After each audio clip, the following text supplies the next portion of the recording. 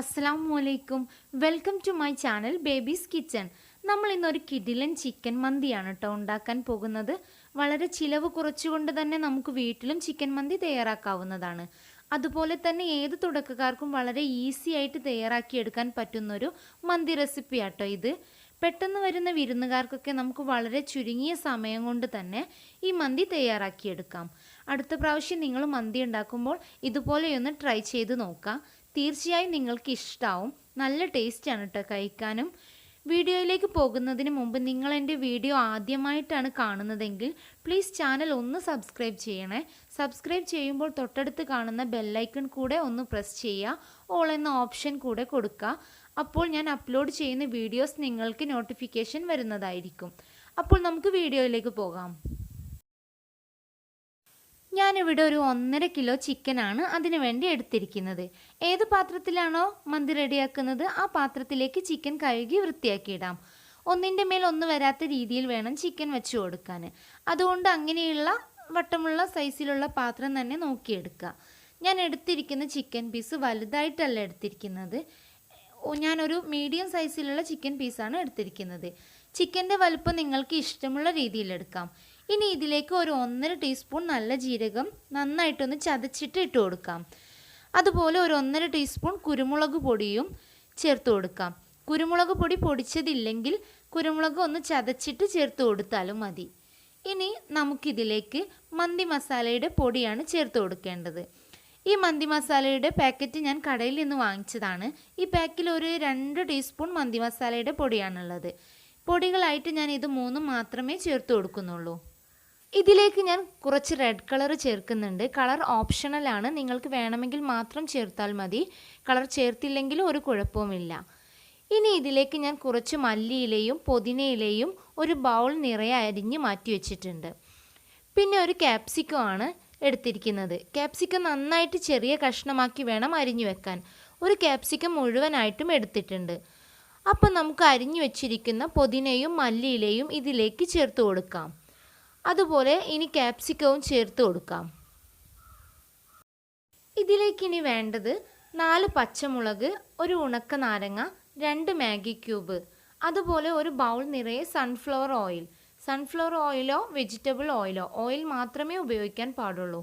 ഇനി 1.5 ടീസ്പൂൺ കുരുമുളക്, 2 പട്ട, ഒരു കുറച്ച് കറാമ്പൂവ്, ഏലക്കായ ഒരു 10-12 എണ്ണം.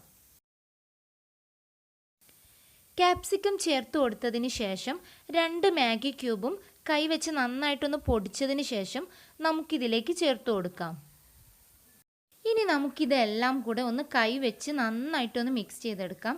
ഞാനിവിടെ മിക്സ് ചെയ്തെടുത്തിട്ടുണ്ട്. ഇനി മാറ്റി വെച്ചിരിക്കുന്ന ഒരു ബൗൾ നിറയെ സൺഫ്ലവർ ഇതിലേക്ക് ഒഴിച്ചു കൊടുക്കാം. സൺഫ്ലവർ ഒഴിച്ചു കൊടുത്തതിന് ശേഷവും നമുക്ക് കൈവച്ച് നന്നായിട്ടൊന്ന് മിക്സ് ചെയ്തെടുക്കാം. ഇപ്പോൾ ആദ്യം ഞാൻ പറഞ്ഞ പോലെ ഒന്നിൻ്റെ മേൽ ഒന്ന് വരാത്ത രീതിയിൽ ചിക്കൻ പീസ് വെച്ച് കൊടുത്തിട്ടുണ്ട്. ഞാൻ ഇതിൽ ഉപ്പൊന്നും ചേർത്തിട്ടില്ല. മാഗി ക്യൂബിൽ തന്നെ നല്ല ഉപ്പുണ്ടാവും. 2 മാഗി ക്യൂബ് തന്നെ 1.5 കിലോ ചിക്കൻക്ക് നല്ല കറക്റ്റ് ഉപ്പാണ്. ഇത് നന്നായിട്ട് ശ്രദ്ധിക്കണം. ഇങ്ങനെ ഒരു അരമണിക്കൂർ റെസ്റ്റ് ചെയ്യാൻ വെക്കുക. ഇനി 1.5 കിലോ സെല്ല ബസുമതി വൈറ്റ് റൈസാണ് ഞാൻ ഇവിടെ എടുത്തിരിക്കുന്നത്. ഇത് ഞാൻ ഒരു 20 മിനിറ്റ് വെള്ളത്തിൽ കുതിർക്കാൻ വെക്കാണ്. അരമണിക്കൂറിൽ കൂടുതൽ എന്തായാലും അരി കുതിരാൻ വെക്കരുത്. അങ്ങനെ കൂടുതൽ സമയം കുതിരാൻ വെച്ചാൽ നീളമുള്ള റൈസ് ആയതുകൊണ്ട് പൊട്ടിപ്പോകും. അതുകൊണ്ട് സമയം നോക്കിയിട്ട് മാത്രം വെള്ളത്തിലിടുക. അങ്ങനെ നമ്മുടെ റെസ്റ്റ് ചെയ്യാൻ വെച്ച അരമണിക്കൂർ ഇപ്പോൾ കഴിഞ്ഞിട്ടുണ്ട്. ഇനി നമുക്കിത് ഓയിലൊന്ന് തിളക്കുന്നത് വരെ ഹൈ ഫ്ലെയിമിൽ തന്നെ വെക്കണം.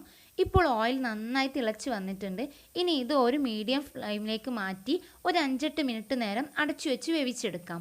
ഇപ്പോൾ ചിക്കൻ ഒരു ഭാഗം നന്നായി വെന്തിട്ടുണ്ട്. ഇനി നമുക്കിത് ഓരോന്നായി മറിച്ചിട്ട് കൊടുക്കാം. നമ്മളിതൊരു ഇടുങ്ങിയ പാത്രത്തിലാണ് വെക്കുന്നതെങ്കിൽ ചിക്കൻ മറിച്ചിടാനൊക്കെ ബുദ്ധിമുട്ടായിരിക്കും. അതുപോലെ തന്നെ ചിക്കൻ വെന്ത് കിട്ടുകയില്ല. ഇപ്പം ഞാൻ ഇതെല്ലാം മറിച്ചിട്ട് കൊടുത്തിട്ടുണ്ട്. ഇതുപോലെ തന്നെ ഈ ഭാഗവും ഒരു 5-8 മിനിറ്റ് നേരം നമുക്ക് വേവിച്ചെടുക്കാം. ഇപ്പോൾ ചിക്കനൊക്കെ നന്നായിട്ട് വെന്തിട്ടുണ്ട്. ഫ്ലെയിമൊക്കെ ഓഫ് ചെയ്തു. ഇതിൽ നിന്ന് ഞാൻ ഒരു ബൗളിലേക്ക് കുറച്ച് ഓയിൽ കോരി മാറ്റി വെച്ചിട്ടുണ്ട്.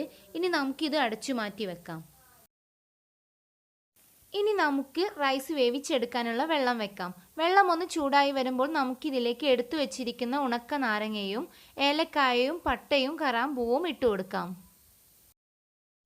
എന്നിട്ട് നന്നായിട്ട് വെള്ളം തിളച്ച് വരുമ്പോൾ കഴുകി വെച്ചിരിക്കുന്ന റൈസ് നമുക്കിതിലേക്ക് ഇട്ട് കൊടുക്കാം.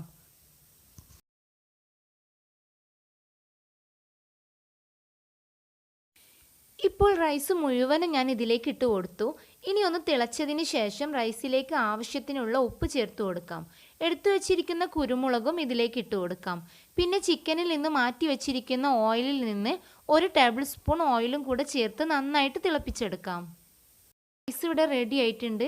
ഇനി എടുത്തു വെച്ചിരിക്കുന്ന ചിക്കൻ്റെ മുകളിലേക്ക് നമുക്കിത് ഇട്ട് കൊടുക്കാം. അങ്ങനെ 3 തവണയായി റൈസ് ഇട്ട് കൊടുത്തതിന് ശേഷം നമുക്കിതിലേക്ക് ചിക്കനിൽ നിന്ന് കോരി വെച്ചിരിക്കുന്ന ഓയിൽ കുറേശ്ശെ ഒഴിച്ചു കൊടുക്കാം. അതുപോലെ മഞ്ഞ കളറിന് വേണ്ടി കുറച്ച് മഞ്ഞൾപ്പൊടി തിക്കായി കലക്കിയ വെള്ളവും ചേർത്ത് കൊടുക്കാം. കുറച്ച് റെഡ് കളറും ചേർത്ത് കൊടുക്കാം. ഇതേ രീതിയിൽ എല്ലാ റൈസും നമുക്ക് ഇതിൻ്റെ മുകളിലേക്കിട്ട് ഇതുപോലെ തന്നെ ചെയ്തെടുക്കാം. അങ്ങനെ നമ്മുടെ റൈസൊക്കെ ഞാൻ ഇതിലേക്കിട്ടു. ഇനി നമുക്കിതൊന്ന് പുകയിട്ടെടുക്കാം. ഈ റൈസിൻ്റെ മുകളിൽ നമുക്ക് ഇതുപോലെ ഒരു 5 പച്ചമുളക് കുത്തിവെക്കാം. പുകയിടാൻ വേണ്ടി ഞാൻ ഇതുപോലെ ചെറിയൊരു പാത്രം നടുവിലേക്ക് ഇറക്കി വെക്കുന്നുണ്ട്. എന്നിട്ട് ഈ പാത്രത്തിലേക്ക് നമ്മൾ ചാർക്കോൾ കയ്യിലുണ്ടെങ്കിൽ അതൊന്ന് കനലാക്കി ഇട്ട് കൊടുക്കാം. അല്ലെങ്കിൽ ഇതുപോലെ ഞാൻ അടുപ്പിൽ നിന്ന് കനൽ കോരിയാണ് പുകയിടുന്നത്. എന്നിട്ട് ഈ കനലിൻ്റെ മുകളിലേക്ക് ഇതുപോലെ കുറച്ച് ഓയിൽ ഒഴിച്ചു കൊടുക്കാം. അപ്പോൾ ഇതുപോലെ പുക വരാൻ തുടങ്ങും. പുക വരാൻ തുടങ്ങുമ്പോൾ തന്നെ പെട്ടെന്ന് നന്നായിട്ട് അടച്ചു വെക്കുക. പുകയൊന്നും പുറത്തേക്ക് പോവാത്ത രീതിയിൽ തന്നെ അടച്ചു വെക്കുക. ഒരു 10 മിനിറ്റ് നമുക്ക് അടുപ്പിൻ്റെ കനലിൽ ഇത് ദമ്മിട്ടെടുക്കാം. മന്തിച്ചോറ് എന്ന് പറയുന്നത് തന്നെ പുകയിട്ട ഒരു സ്മെല്ലും കുറച്ച് ഓയിലി റൈസുമാണ്. അങ്ങനെ നമ്മുടെ ചിക്കൻ മന്തി ഇവിടെ റെഡിയായി. റൈസൊക്കെ കണ്ടില്ലേ, നല്ല സൂപ്പറായിട്ടുണ്ട്. ഇതിൽ ചിക്കനൊക്കെ കഴിക്കാൻ വളരെ സോഫ്റ്റാണ് കേട്ടോ. എല്ലാവരും ഇതൊന്ന് ട്രൈ ചെയ്യണം. നിങ്ങൾക്ക് എൻ്റെ വീഡിയോ ഇഷ്ടപ്പെട്ടാൽ ലൈക്ക് ചെയ്യാനും കമൻറ്റ് ചെയ്യാനും മറക്കരുത്. അതുപോലെ ചാനൽ ഇനിയും സബ്സ്ക്രൈബ് ചെയ്യാത്തവരുണ്ടെങ്കിൽ പ്ലീസ് ചാനൽ ഒന്ന് സബ്സ്ക്രൈബ് ചെയ്യുക. വീഡിയോ നിങ്ങൾക്ക് ഉപകാരപ്പെട്ടെങ്കിൽ നിങ്ങളുടെ ഫ്രണ്ട്സിനൊക്കെ ഷെയർ ചെയ്യുക. ഓക്കെ ഫ്രണ്ട്സ്, നെക്സ്റ്റ് വീഡിയോയിൽ കാണുന്നത് വരെ ബൈ.